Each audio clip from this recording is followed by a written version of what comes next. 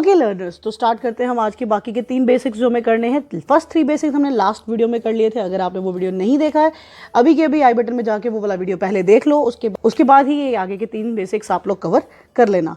ठीक है गाइस, तो चलिए शुरू करते हैं। हमारा 4th बेसिक जो है वो है degree of comparison.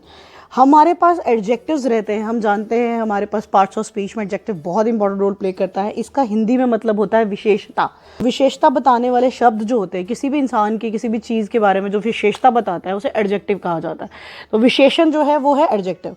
Good, better, best, हर एक एडजेक्टिव का एक हमारे पास पॉजिटिव ग्रुप होता है। ये जो वर्ड्स हैं आपके पास, गुड, ब्यूटीफुल, स्मार्ट और हाई, ये सब पॉजिटिव ग्रुप के वर्ड्स हैं।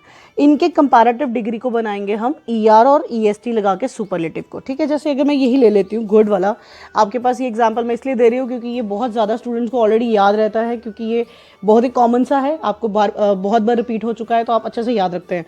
गुड, बेटर और बेस्ट। गुड का मतलब हो गया अच्छा, ठीक है, गुड का मतलब है अच्छा। बेहतर बोलेंगे तो हम बेटर बोल देंगे, और सबसे अच्छा बोलेंगे तो बेस्ट बोल देंगे। वो मेरा अच्छा दोस्त है, Rohan is a good friend of mine, but Mohit is a better friend of mine than Rohit, and Sunil is my best friend. तो मतलब बेस्ट है जो वो सुपरलेटिव डिग्री है, उसके आगे मेरे पास कोई भी कंपैरिजन करने की चीज़ नहीं है। जब भी कभी लाइफ में आप 2 चीज़ों के बीच में कंपेयर करोगे तो उस वक्त आप कंपैरेटिव डिग्री का इस्तेमाल करते हो। और अगर सिर्फ आपको उसका विशेषण बताना है, good, bad, sweet, sour, smelly, tasty, delicious, right, कुछ भी, अगर आप किसी भी चीज़ की विशेषता बताते हो तो आपको पॉजिटिव ग्रुप का यूज़ करना है। पर अगर आप 2 चीज़ों में कंपेयर करोगे, जैसे अगर आपको वीडियो गेम में और मोबाइल गेम्स में कंपैरिजन करना है, ठीक है, अगर आपको वीडियो गेम्स में और मोबाइल गेम्स में कंपैरिजन करना है, उस वक्त जो आप डिग्री इस्तेमाल करोगे वो कंपैरेटिव डिग्री है। और अगर आपको बताना है कि ये वाला गेम जो है वो सबसे बेटर है या फिर यहाँ पे गेम खेलने का सबसे ज़्यादा मज़ा आता है, तो वो सुपरलेटिव डिग्री है। ठीक है, इसको समझ लेते हैं और बहुत सारे एग्जाम्पल्स की हेल्प से। अब ये कुछ ऐसे भी वर्ड्स होते हैं जिनके लिए हम ER और EST वाला फॉर्मूला नहीं अप्लाई कर सकते। ठीक है, जैसे कि ब्यूटीफुल ले लीजिए। अगर एक ब्यूटीफुल वर्ड हमारे पास पॉजिटिव ग्रुप का वर्ड है तो हम इसमें ER और ES नहीं लगा सकते हैं। जैसे ब्यूटीफुलर एंड ब्यूटीफुलेस्ट, ये नहीं लगाते। हम क्या करेंगे, हम इसमें मोर ऐड कर देते हैं। ठीक है, तो हम बोलेंगे मोर ब्यूटीफुल और मोस्ट ब्यूटीफुल। ठीक है, और ये हमारा चेंज हो जाता है कंपैरेटिव में और ये सुपरलेटिव में। She is a very beautiful girl, but Sunita is more beautiful then her, and among all these 3 Priya is the most beautiful girl. ठीक है, ये प्रिया में ये हमारा 2 लोगों में कंपैरिजन के लिए वक्त इस्तेमाल हुआ, और ये जब हमें सबसे बेहतर बताना है।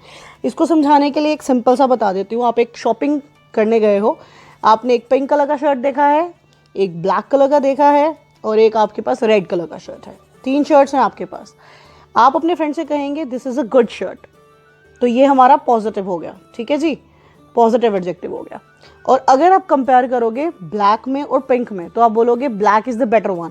ठीक है, ये हमारा कंपैरेटिव डिग्री है। आपने 2 लोगों को लिया और 2 में कंपैरिजन कर दिया।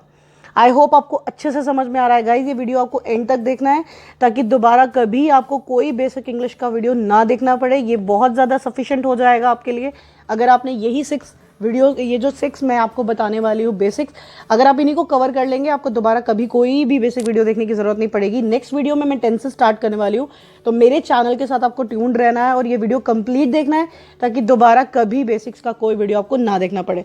पॉजिटिव और कंपैरेटिव डिग्री हमारे पास क्लियर हो गया। अगर आपका मन कर गया और आपने इन दोनों को ही रिजेक्ट कर दिया और आपने कहा रेड वाला जो है वो बेस्ट है, ठीक है, तो ये जो बेस्ट आपने बोला ये हो गया हमारा कंपैरेटिव सुपरलेटिव डिग्री। ठीक है, बेस्ट हो गया सुपरलेटिव डिग्री। अब ये कुछ एग्जांपल्स हैं जो हम सॉल्व करके देख लेते हैं। स्मार्ट, स्मार्टर, यहाँ पे मैंने क्या लगाया है, देखो मैंने एंड में ER ऐड किया है और ये मेरा कंपैरेटिव डिग्री बन गया है। नेक्स्ट वाला देखूंगी तो मैं बना लूंगी smartest, and I am adding EST और मेरा बन चुका क्या, सुपरलेटिव डिग्री। हाई को मैं लिख दूंगी हायर एंड देन हाईएस्ट। देखिए गाइस, यहाँ पे भी मेरा ER और EST इस्तेमाल हो गया। ये मेरी कंपैरेटिव डिग्री हो गई और ये मेरी सुपरलेटिव डिग्री हो गई। ठीक है, और अगर मेरे को इसी तरह को कोई पॉजिटिव ग्रुप का वर्ड मिल जाता है, जैसे मैं बोलूंगी बैड, इसमें ER EST नहीं यूज होगा। ठीक है, और ना ही हमारा मोर मोस्ट वाला फॉर्मूला यहाँ अप्लाई हो सकता है।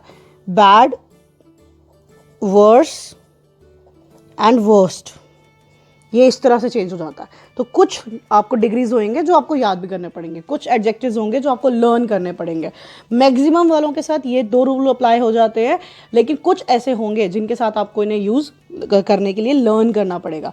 अब एक सेंटेंस है जो मैंने लिया है, इसमें थोड़ी सी एक मिस्टेक, आई होप कि आप उसको क्लियर कर पाएंगे। Rohit resume is more clearer than Rohan. More भी अप्लाई कर दिया है यहाँ पे, और ये ER वाला भी। यहाँ पे 2 प्रिंसिपल्स को मैंने अप्लाई करा है। अब आपको लगता है यहाँ पे दोनों आने चाहिए कि नहीं? ठीक है, डाउट तो मैं क्लियर कर दूंगी, लेकिन आप डेफिनेटली अपने कमेंट सेक्शन में ज़रूर बताइएगा कि आपको ये वीडियो कैसा लग रहा है और आपको कौन सा चीज़ बेटर देखने का मन है। ठीक है, तो रोहित रिज्यूम इज़ मोर, यहाँ मोर नहीं आएगा, यहाँ पे क्लियरर आएगा सिर्फ, क्योंकि यहाँ पे ER वाला जो है वो हम अप्लाई कर सकते थे, और यहाँ पे रोहन 1 है और रोहित 1 है। तो 2 लोगों के बीच में कंपैरिजन हो रहा है, इसलिए हम कंपैरेटिव डिग्री का यूज़ कर लेंगे। यहाँ पे मोर लगाने का हमें ज़रूरत नहीं है, क्योंकि क्लियर के साथ ER अप्लाई किया जा सकता है। रोहित रिज्यूम के साथ हमने यहाँ पे मोर को हटा दिया। रीज़न है कि यहाँ पे क्लियर ऑलरेडी लग रखा है, और क्लियर के साथ ER वाला जो प्रिंसिपल है वो अप्लाई किया जा सकता है, इसीलिए हम इसको यहाँ से चेंज नहीं करेंगे, बल्कि मोर को यहाँ से हटा देंगे। ठीक है गाइज, अभी चलते हैं हमारे नेक्स्ट वाले बेसिक के ऊपर, जो है हमारा 5th बेसिक, जिसे हम सिंगुलर प्लूरल्स कहते हैं। गाइज, आगे बढ़ने से पहले I will request you, please subscribe my channel and do like the video. Comment section में कमेंट करना बिल्कुल मत भूलिए, और शेयर तो आपको ज़रूर करना है, ताकि ना सिर्फ आपको हेल्प मिले बल्कि आपके फ्रेंड्स को भी। सिंगुलर और प्लूरल्स, हमारे पास यहाँ 4 वर्ड्स हैं, men, man, mens and mans. ठीक है, 4 वर्ड्स हैं मेरे पास यहाँ पर। ठीक है, आप इन 4 के 4 को यूज़ करते हैं, या फिर आपने बहुत से इवन टीचर्स को भी आपने इनको यूज़ करते हुए देखा है। लेकिन अगर मैं आपसे ये कहूँ कि इनमें से एक सही है और एक गलत है, और 2 तो एग्जिस्ट ही नहीं करने चाहिए, तो थोड़ा सा कन्फ्यूजन हो सकता है। मैन का मतलब होता है एक आदमी, मेन का मतलब होता है 20, 30, 40, 50, 1000, लाख, करोड़, जितने भी। मेंस और मैंस जैसा कोई वर्ड नहीं होता, लेकिन जब आप स्पीकिंग इंग्लिश की बात करते हो, आपने बहुत से टीचर्स को देखा होगा कि वो फ्लुएंसी के चक्कर में या फिर जल्दबाजी में वो इन वर्ड्स को भी इस्तेमाल करते हैं, जो कि एक बहुत बड़ी गलती है। अब मैं यहाँ पे ये बता क्यों रही हूँ, रीज़न इज कि अगर आप इस कन्फ्यूजन में रहेंगे, आप कभी डिसाइड नहीं कर पाएंगे आपको कौन सा हेल्पिंग वर्ब पिक करना है। डू लगाएं या डज लगाएं, हैज़ लगाएं या हैव लगाएं, हैड लगाएं या फिर विल शेल लगाएं, वो सब डिसाइड करने के लिए आपको सिंगुलर प्लूरल का नॉलेज बहुत ज़रूरी है। अगर आप सिंगुलर प्लूरल को जानते हैं, सिर्फ तब ही आप सही तरीके से अपने हेल्पिंग वर्ब्स को चूज़ कर पाएंगे, क्योंकि हेल्पिंग वर्ब्स जो होते हैं वो सिंगुलर प्लूरल के बेसिक्स पे ही लगाए जाते हैं। अब यहाँ पे एक और इसी तरह का एग्जाम्पल जो मैंने लिख रखा है वो भी प्लीज़ देख लीजिए। Women, women, womens and womens. ठीक है, अब ये वाला भी आपने बहुत जगह देखा है, इसका यही रूल यहाँ अप्लाई होता है। ये वुमेन है, वुमेन, वुमेन, ठीक है, इसकी प्रोनाउंसिएशन क्या है, वुमन। ठीक है, वुमेन जो होता है वो है एक औरत, और ये वाला जो है ये है वीमेन, वी, या फिर आप इसको यूं मान लीजिए, विमेन, विमेन, विमेन, इसका मतलब है ज़्यादा औरतें। अब ये 2 भी हो सकती हैं या फिर 50 भी, इससे कोई मैटर नहीं करता। अब कुछ ऐसे वर्ड्स को देख लेते हैं जो हमेशा सिंगुलर फॉर्म में ही रहते हैं, चाहे आपको देखने से लगे कि बहुत सारे लोगों की बात हो रही है। एनीबडी, कोई भी, यानी कि ये सिंगुलर इंसान की बात कर रहा है। जैसे मैं बोलूँगी कैन एनीबडी हेल्प मी, वहाँ पे 10 लोग बैठे हैं, मगर उनमें से कोई एक ही है जो मेरी मदद करना चाहता है या करेगा, तो ये सिंगुलर है। इसके साथ कभी भी आपको प्लूरल हेल्पिंग वर्ब नहीं पिक करना। एनीथिंग, एक चीज़, कोई भी एक चीज़।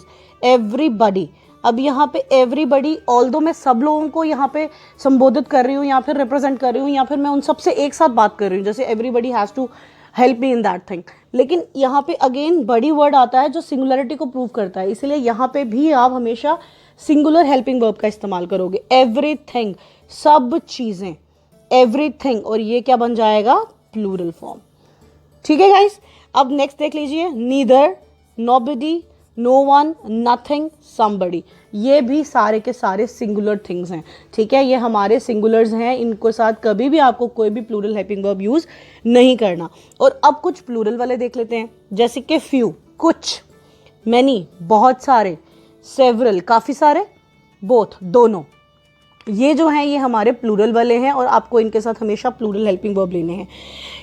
जब भी आप किसी सिंगुलर का प्लूरल बनाते हैं, अगर उसके एंड में वाई देखते हैं आप, तो ये वाई जो है वो ई IES में चेंज हो जाता है। जैसे कि एग्जाम्पल आप देख रहे हो, ये है फ्लाइज, ठीक है। अगर मैं इसका एग्जाम्पल बताऊं तो स्काई, स्काइज, ठीक है। Y एंड में होगा, उसका प्लूरल फॉर्म बनाने के लिए IES का यूज किया जाता है। Pencil, pencils. अब ये कुछ ऐसे वर्ड्स हैं जो एग्जिस्ट ही प्लूरल फॉर्म में करते हैं। इनके साथ अगर आप S देखते हैं तो ये कोई प्लूरल फॉर्म बनाने के लिए S अप्लाई नहीं किया गया है, ये ऐसे ही एग्जिस्ट करते हैं। फॉर एग्जाम्पल अगर मैं ले लेती हूँ thank, thank is not a word. या तो मैं थैंक्स बोलती हूँ या मैं बोलूँगी थैंक यू, दोनों ही केस में उसका मतलब धन्यवाद है, ठीक है। थैंक यू, थैंक्स, ये थैंक एग्जिस्ट नहीं करता, ये एस के साथ ही आएगा। उसी तरह से पीपल का मतलब यहाँ पे कोई एस नहीं है, मगर इसका मतलब अपने आप में ही है लोग, तो ये प्लूरल फॉर्म है। सीजर्स, ये एस यहाँ पे इसको प्लूरल फॉर्म में नहीं चेंज कर रहा, ये ऐसे ही एग्जिस्ट करता है। कैंची को आप सीजर्स ही कहते हो, आप सीजर नहीं बोलेंगे। न्यूज़, और ये कैटल, देखिए कैटल का मतलब होता है मवेशी, ठीक है, जिसे हम गाय बकरी वगैरह वगैरह रहता है उसे हम कैटल कहते हैं। यहाँ पे हम कैटल्स नहीं बोलेंगे, सिर्फ कैटल बोलेंगे, ये प्लूरल फॉर्म में ही कैटल ही एग्जिस्ट करेगा। सेविंग्स, जैसे आप अपने बैंक में जाते हो तो वहाँ पे सेविंग्स अकाउंट ओपन करते हो, वहाँ आप सेविंग अकाउंट नहीं खोलते हो, आप वहाँ पे ओपन करते हो सेविंग्स अकाउंट, ठीक है। तो ये एस के साथ एग्जिस्ट करता है। स्टेयर्स, सीढ़ियाँ, स्टेप्स भी सीढ़ियों को कहा जाता है। वेजेस होती हैं तनख्वाह, या फिर जो आपको महीने के बाद जो वेतन मिलता है उसे हम वेजेस कहते हैं, ठीक है। काफ़ी जगह इसको वेजेस कहा जाता है, कुछ लोग इसको सैलरी भी कहते हैं। वेज कोई भी वर्ड नहीं है, ना ही वो एग्जिस्ट करता है, वेजेस अपने आप में ही एग्जिस्ट करता है और ये प्लूरल फॉर्म नहीं है। गुड्स, अब यहाँ पे हम बोलते हैं, जैसे अगर आप किसी को तारीफ़ करते हो, आप बोलोगे you are very good. For example अगर आप ये बोलते हो यू आर वेरी गुड, यहाँ पे आप किसी की तारीफ़ कर रहे हो। पर अगर आप बोलते हो कि goods have been transported by truck, goods, इसका मतलब यहाँ पे बहुत ज़्यादा अच्छी चीज़ें या फिर बहुत ज़्यादा अच्छा नहीं है, इसका मतलब सिंपली है कि सामान। तो गुड्स को हम क्या कहते हैं, सामान, ठीक है। गुड्स, जब भी गुड के साथ ये ऐसा आएगा तो उसका मीनिंग चेंज हो जाता है और ये बन जाता है गुड्स, ठीक है गाइज। आई होप ये आपको क्लियर हो गया है। चलो आगे चलते हैं और हमारा लास्ट वाला जो है उसे देख लेते हैं। गाइज़ ये अगेन मैं बोलना चाहती हूँ, ये बहुत ही इंपॉर्टेंट वाला रहेगा, क्योंकि और इजी भी है। आपको लगेगा कॉन्सोनेंट एंड वॉवल्स की नॉलेज हमें डेफिनेटली है ही, पर आप यहाँ पे देखेंगे आपको सिर्फ कॉन्सोनेंट और वॉवल्स की वर्ड्स, अल्फ़ाबेट्स को नहीं देखना, आपको उनकी साउंड्स को भी बहुत ज़्यादा ध्यान में रखना है। वॉवल्स क्या होते हैं, मैं कॉन्सोनेंट से शुरू नहीं करूँगी, वॉवल से पूछती हूँ, ये हम सबको पता है, ए, ई, आई, ओ एंड यू, ये रहते हैं हमारे वॉवल्स, ठीक है। और इनके अलावा rest of the alphabets from A to Z are considered as consonant. जैसे हम B, C, D, F etcetera को ले लेते हैं, ये आपको नॉलेज पहले से है, ठीक है। ये नॉलेज आपको पहले से है कि ये हमारे वॉवल्स हैं और ये हमारे कॉन्सोनेंट्स हैं, पर हमें इनके साउंड्स को भी देखना है। थोड़ा सा मैं बता दूंगी और रेस्ट मैं डिटेल में आपको ये बताऊंगी जब हम आर्टिकल्स करेंगे, ठीक है, क्योंकि आपको पता है उस पर हमें ए और एन का यूज़ करना होता है, ठीक है। और काफ़ी सारे लोग ए और एन का यूज़ इसी ग्राउंड पे कर लेते हैं, तो मैं आपको थोड़ा सा इस बारे में बता दूंगी, जिस हल्का सा बता दूंगी, डिटेल में आपको मैं सारा आर्टिकल्स की वीडियो में ही बताऊंगी, ठीक है। तो जैसे हम एक एग्जांपल ले लेते हैं, elephant, egg, Apple and apricot, ठीक है। ये 4 वर्ड्स हैं हमारे पास। हम ई देखेंगे और यहाँ से टेली करते हैं और एलिफेंट एन एलिफेंट लिख देंगे, एग लिखेंगे तो एन लिख देंगे। अब यहाँ पे हमने एप्पल देखा, हमने एन लिख दिया, और हमने यहाँ पे देखा एप्रिकॉट, तो हमने यहाँ पे एन लिख दिया, ठीक है। पर अब मैं आपको कुछ ऐसे वर्ड बताऊंगी जो बिगिन तो करते हैं हमारे वॉवल से, लेकिन वो वॉवल साउंड्स नहीं है। जैसे कि मैं अम्ब्रेला लेती हूँ और फिर दूसरा वर्ड ले लेती हूँ यूनिवर्सिटी।